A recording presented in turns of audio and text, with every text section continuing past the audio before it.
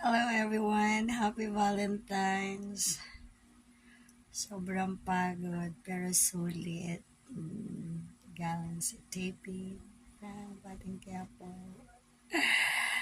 Pero ang labis nakakatuwa, mismong ka-eksena si Direk Coco Martin. So yun yung Valentine's Day sa akin ni Lord, di ba? Ka-eksena ko ang bida at ang sobrang sikat na si Direk Coco Martin. Abangan niyo po yun guys pag napalabas na.